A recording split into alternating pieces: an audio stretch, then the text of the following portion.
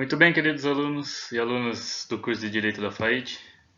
Estamos aqui dando continuidade na nossa disciplina Responsabilidade Civil por Danos ao Meio Ambiente, dentro da matéria de Direito Ambiental. No vídeo anterior, ou na aula anterior, nós tratamos também sobre esse mesmo assunto, mas abordando os aspectos gerais referente a esse assunto, sobre a aplicação da responsabilidade de forma objetiva e não subjetiva. Vimos a justificativa para a aplicação dessa responsabilidade objetiva. Vimos também que, além dela ser objetiva, ela é um tipo de responsabilidade que não permite se alegar uma excludente em relação à aplicação da responsabilidade. Que excludente seria essa? Ou culpa exclusiva da vítima ou fato imputado à terceira. Então não teria essa situação, não caberia nas situações que envolve dano ao meio ambiente a aplicação dessas situações. Tá? Como que se funciona, como que vai se desenvolver referente a esse tema? Por que ele é tão cobrado e é um dos temas mais cobrados em relação a provas? Porque ele é extremamente polêmico e é aquilo que a gente vai ver no dia a dia, é aquilo que vocês verão no futuro, quando vocês forem operadores do direito, nas mais diversas áreas que vocês forem atuar aí, vai ter o que? A aplicação, vocês vão se deparar com alguma situação que vai tratar dessa responsabilidade por dano ao meio ambiente, certo? E na aula de hoje, nós dividimos ela também em dois tópicos, como a aula anterior, para tratar com vocês de uma forma bem cautelosa referente a esse assunto. Hoje a gente vai tratar o quê? Primeiro, dessa prioridade da reparação específica do dano ambiental. O que seria essa prioridade da reparação específica do dano ambiental? É a prioridade o quê? Não se aplica já de plano o quê? A indenização, a reparação pelos danos gerados ao meio ambiente, pela questão do patrimônio financeiro, uma compensação econômica em relação a isso. Não. Nas questões de danos ambientais, nós sempre vamos procurar o quê? Buscar a reparação daquele meio ambiente danificado, daquele meio ambiente que foi alterado o seu equilíbrio ecológico, aquilo que nós falamos o quê? Que vai se buscar a reparação in natura do meio ambiente. Então vai se tentar voltar ao estado anterior, ou status quo ante, como vocês queiram colocar aí. E aonde estaria esse fundamento? Esse fundamento estaria lá no artigo 4º da Política Nacional do Meio Ambiente, que vem dizer o quê? Da Lei 6938 de 81, no inciso 6º, vem dizer assim, artigo 4º. A Política Nacional do Meio Ambiente visará, inciso 6, a preservação e restauração dos recursos ambientais com vistas à sua utilização racional e disponibilidade permanente. Vejam. Então sempre vai se buscar o quê? A utilização racional e disponibilidade permanente desse meio ambiente. Então, se o julgador, aquele que estiver à frente de uma questão que envolve um dano ambiental, sempre vai buscar o quê? Pautar o quê? Nessa reparação do meio ambiente, justamente o quê? Para ter uma disponibilidade desse bem ambiental de forma permanente, concorrendo o quê? Para a manutenção do equilíbrio ecológico propício à vida. Então, sempre buscando manter o quê? O equilíbrio ecológico. Por isso que não se busca o quê? Primeiramente, o quê? Uma indenização, uma recompensação financeira para situações que envolvem o quê? A aplicação da responsabilidade civil. Então, sempre busca o que? Primeiramente, a reparação in natura. Só para ilustrar para vocês referente a essa aplicação da reparação in natura do meio ambiente, ou reparação de se voltar ao estado anterior, nós temos aí um julgado do STJ do ano de 2010, tá? Foi julgado em 2009, mas a publicação saiu em 2010, em que fala o que?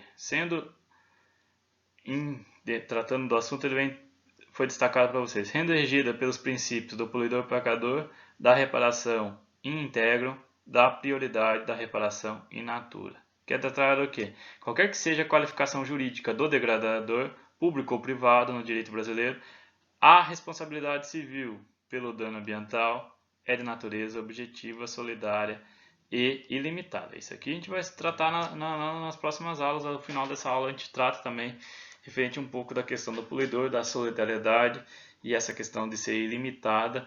Nós já tratamos um pouquinho em relação ao dano ambiental, onde foi falado para vocês que ele é imprescritível.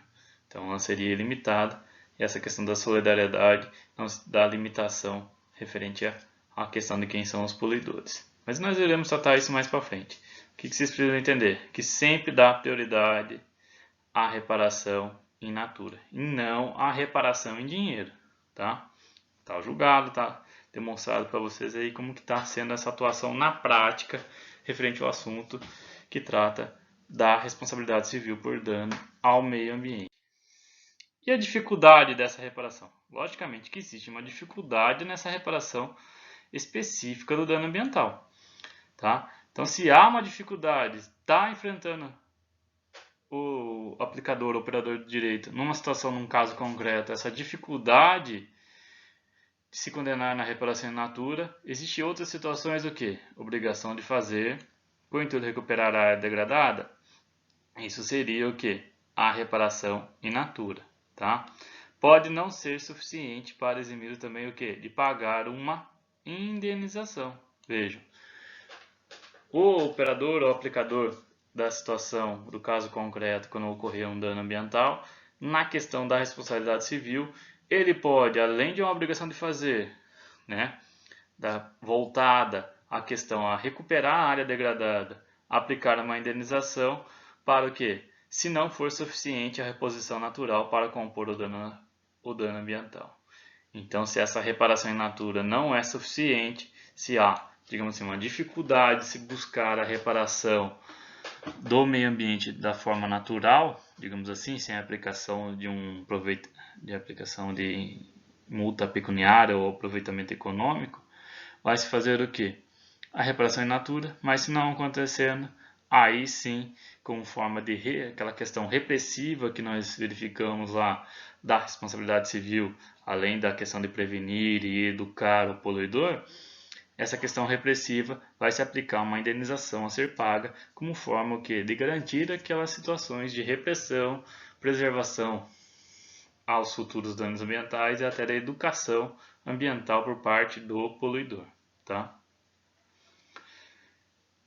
Avançando aqui, a gente fala que seria então o poluidor, tá? Então, a gente vimos lá os principais aspectos sobre a reparação in natura, essa dificuldade da reparação in natura, que é uma tendência, se buscar essa reparação in natura, não acontecendo essa reparação in natura, aí vai se buscar os parâmetros da indenização por meio dos meios que você já conhece, do direito civil, do direito do consumidor, que é a aplicação de um valor econômico, um valor atribuído em que o julgador vai quantificar o bem ambiental prejudicado e aí sim vai ser condenado a pagar um valor em pecúnia aí referente à responsabilidade civil.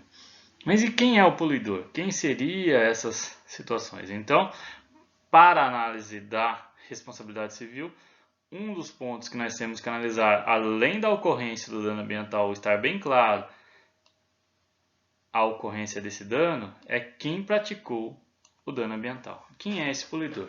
Como já tinha falado para vocês, acho que na nossa primeira aula, umas definições básicas que tem na legislação, lá na Lei 6938 de 81, no seu artigo 3º, inciso 4, tem a definição de poluidor. O poluidor é a pessoa física ou jurídica, de direito público ou privado, que é responsável direta ou indiretamente por atividade causadora de degradação ambiental. Vejam aqui o dano ambiental já aqui no final do conceito.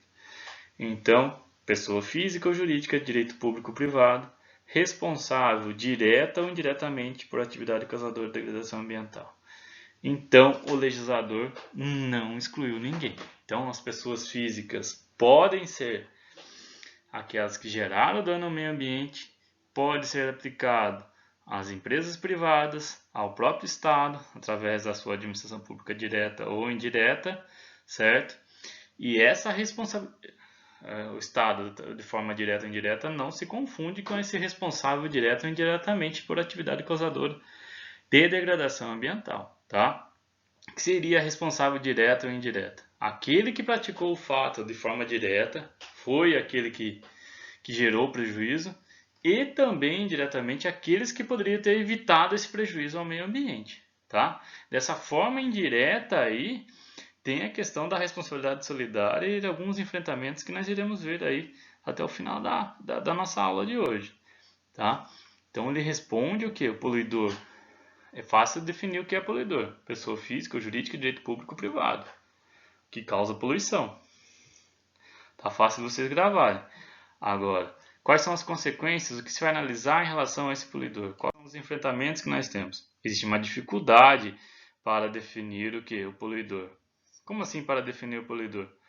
Nas situações o quê? Que temos várias fontes emissoras de uma partícula e não se consegue identificar qual é a poluidora. Como assim? Se tem várias no complexo industrial e existe uma partícula que está gerando prejuízo ao meio ambiente, não se sabe da onde o quê? Qual que é a fonte poluidora? Da onde que surgiu essa questão da fonte poluidora? Digamos assim, uma analogia bem superficial referente a isso é a questão do vírus que nós estamos enfrentando. Ah, dizem que surgiu da China, mas como que surgiu? Da onde surgiu? Se é uma questão, né? Então tem toda essa situação de se quantificar o quê? Em relação ao meio ambiente, também em relação ao poluidor, quem são essas pessoas que estão à frente o quê? Das emissões de uma partícula que causa prejuízo ao meio ambiente. E quais seriam essas partículas? Então, tudo isso também acaba interferindo no quê? Na questão de se aplicar essa responsabilidade civil por dano ao meio ambiente, porque não se consegue o quê? Identificar quem é o poluidor. Quando o dano decorre da soma de diversas fontes, também está relacionado aí à questão de um complexo industrial de várias fontes, digamos assim.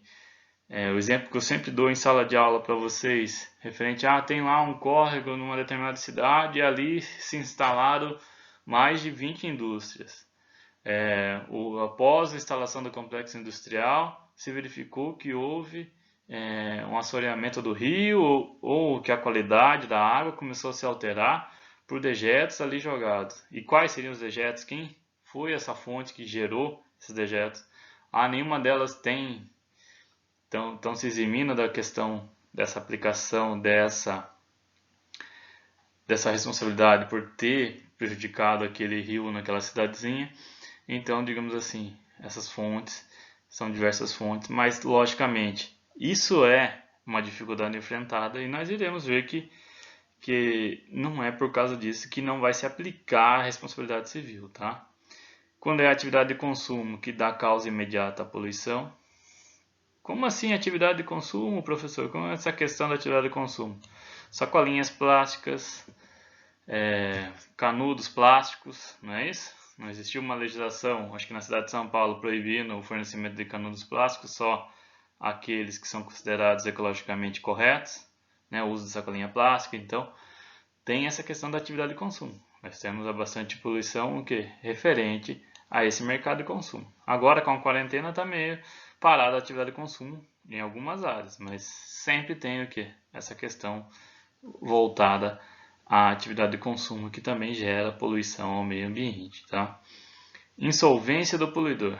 Isso é um enfrentamento que todos a gente sabe quando se tem algum crédito, algo para receber, a viabilidade de se ter êxito na sua ação, na sua, digamos assim, recompensação daquilo que ficou faltando, você tem que analisar a capacidade econômica do seu devedor. E nada mais é do que na responsabilidade civil por dano ambiental também vai se analisar essa capacidade econômica do poluidor, tá? Se ele é insolvente, dificilmente vai ocorrer a reparação do dano ambiental. E mais uma situação aqui, se pode ocorrer essa reversão ou não do dano causado ao meio ambiente. Se pode ocorrer uma reversibilidade dos prejuízos gerados ao meio ambiente de uma forma natural.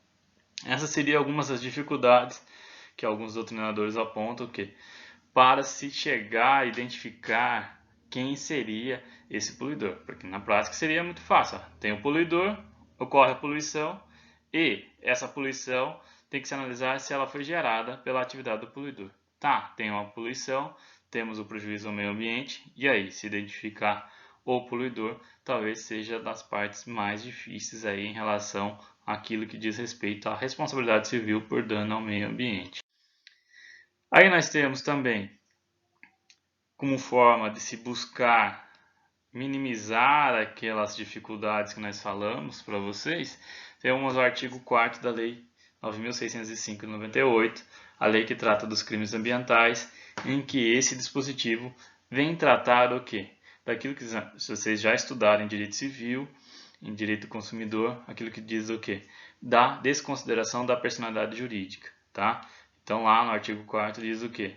Poderá ser desconsiderada a pessoa jurídica sempre que sua personalidade for obstáculo ao ressarcimento de prejuízos causados à qualidade do meio ambiente, tá, gente?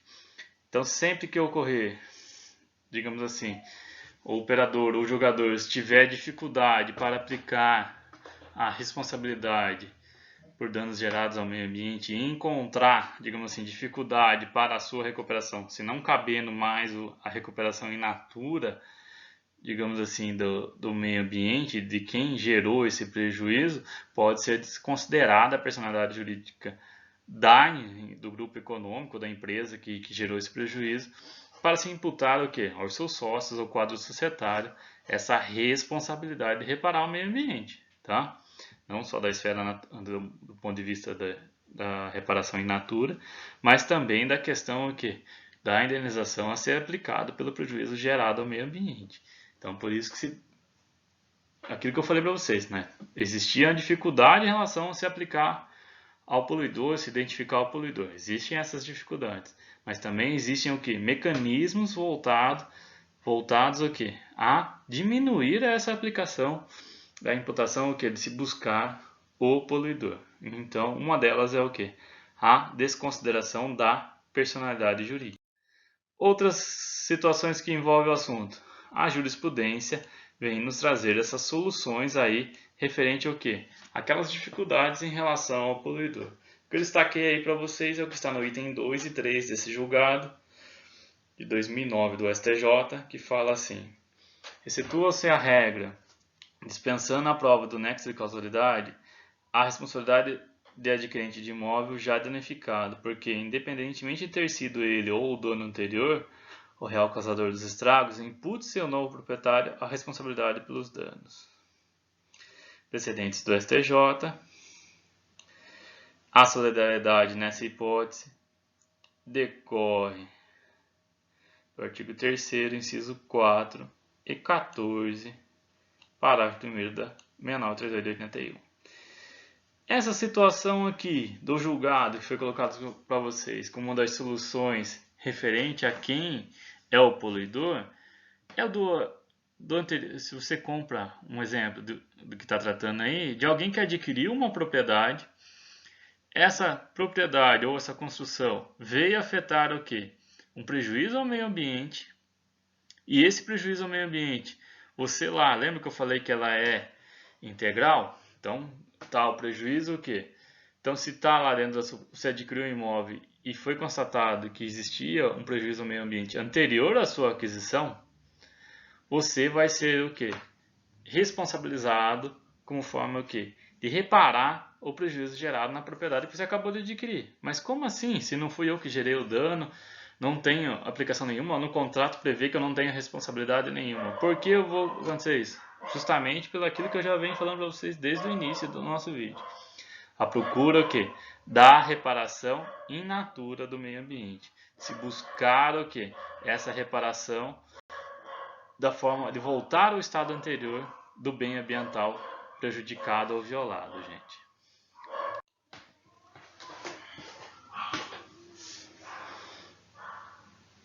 Bom, pessoal, e continuando aqui em relação a isso, nós temos mais uma solução trazida na questão daquelas dificuldades ao poluidor, que é a questão que trata o quê? Da inversão do ônus da prova, tá? Justifica-se, aqui está no item 3, a inversão do ônus da prova, transferindo para o empreendedor da atividade potencialmente perigosa o ônus de demonstrar a segurança do empreendimento.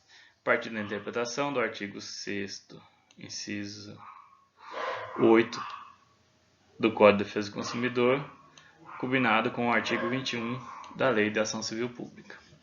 Tá? Então essa solução foi o que? Aplicada para a questão de se buscar se identificar o poluidor, se identificar que é uma forma de se buscar essa reparação ambiental. Uma delas é o quê?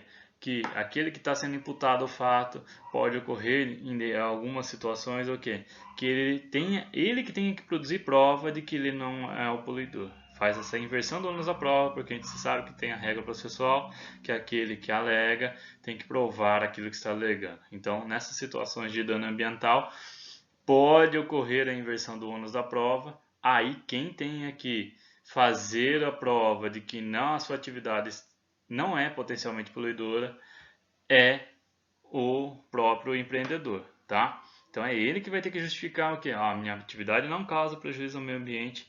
Então nesse sentido o que não sou responsável por qualquer dano que vocês estão colocando no meio ambiente, porque a minha atividade não é poluidora, tá? Seria uma forma de se buscar aí o poluidor ou ele identificar quem é o poluidor, tá? Bom, pessoal, era isso que eu queria passar para vocês nessa aula de hoje, referente a isso. Abordamos a reparação in natura ao meio ambiente e a questão do poluidor, tá? Fica só faltando uma terceira parte para concluir referente a isso, a responsabilidade civil, tá? É aquilo que diz respeito ao nexo de causalidade, a esse prejuízo e como que funcionam algumas questões envolvendo aí a responsabilidade civil. Essa questão da aplicação solidária, dessa ilimitada que a gente falou no julgado aí no começo da aula, a gente vai dar uma aprofundada na próxima aula para pegar todos os tópicos e fechar esse tema aí que é bastante exigido de vocês no dia a dia e nas provas que vocês forem fazer. Muito obrigado, tenham uma boa noite.